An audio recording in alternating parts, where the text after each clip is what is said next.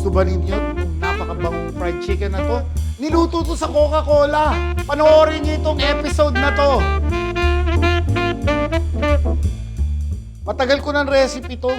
Itong Coca-Cola chicken.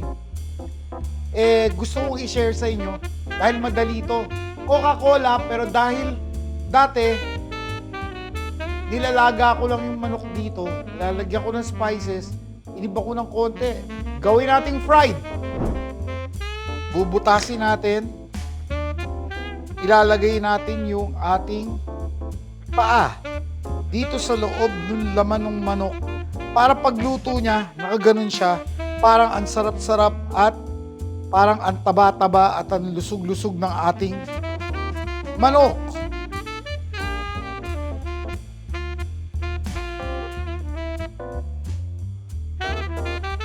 Bubutasin lang natin. So isasaksak ko yung paa dito sa loob. Jiu-jitsu natin ng konti. Yan. Lagay natin sa ilalim, tuck-in natin. Jiu-jitsu lang natin ng konti yan. Yan. Di okay na. Marination to 1 to 2 days. Ilalagay natin ang ating chicken sa Ziploc bag. Okay. We put our chicken in a Ziploc bag. 1/2 teaspoon cinnamon. 5 spice powder or ngoyong. 1 teaspoon. Yan. Bango yan. Okay. Kahit 1 day lang, pwede na yan. Isang star anise. Tapos, luya. Okay? Hallelujah. Okay, lalagyan natin ng ginger para mabango-mabango at walang lansa ang ating manok. There's our soy sauce. And kung gusto nyong spicy, ako gusto kong spicy, lalagyan ko na rin ito. Ito po ay Coca-Cola fried chicken. Gusto nyo, lagyan natin ng konting dahon ng sibuyas kung gusto nyo, o kaya sibuyas. Ito pa yan, pang-marinade. Pero importante dito, 24 hours natin ilalagay. Lagyan natin ng Coca-Cola. Okay? Siguro mga 1 liter, 1 litro. So, ito na po. Just make sure nakatayo siya sa refrigerator, baka tumapon sa refrigerator nyo yung mga sahog nitong Coca-Cola chicken natin na fried. Meron na akong hinanda kahapon. So, ito, pag-ready tayo ng isang lalagyan na kasyang-kasya yung manok natin at saka kasyang-kasya yung sauce para lubog ang ating manok. Ito yung kahapon. Okay? Na minarinate natin sa ating manok. Ito yung kahapon. So, i-release ko lahat to. Tingin ko, tanggap na lasa nitong manok na to tanggap na lasa nito. At ilalagay ko dito. Ang harap po, ilagay nyo yung breast side up.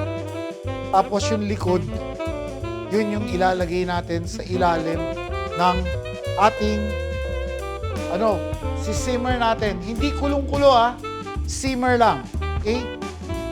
Kailangan lang mag-tighten ang meat ng chicken at saka mag-tighten yung skin ng chicken, then pa-fry natin. Okay? And it's about 10 to 15 minutes na. At kita nyo, mahigpit na po ang balat at laman ng ating manok at napakalakas ng amoy ng spices natin. At pag sa hango natin, kita nyo mahigpit na. Pati yung laman, umigpit na rin. Kaya lang natin matuyo para maganda ang dating ng balat. Pwede natin dampi-dampian. Gawin muna natin yung sauce ng manok. 2 tablespoons banana ketchup.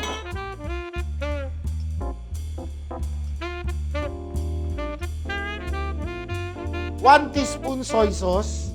Pwede nyo lutuin yung sauce.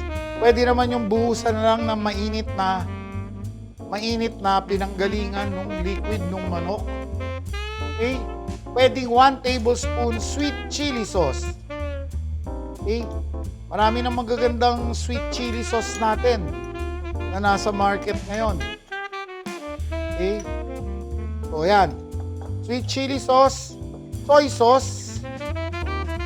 There you go. And we get our 1/2 cup of liquid coming from the chicken.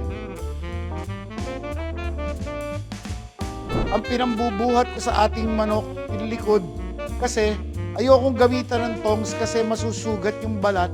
Gusto ko pag pinresent natin ay maganda at grande. Dahan-dahan lang po para walang aksidente. Okay, there you go.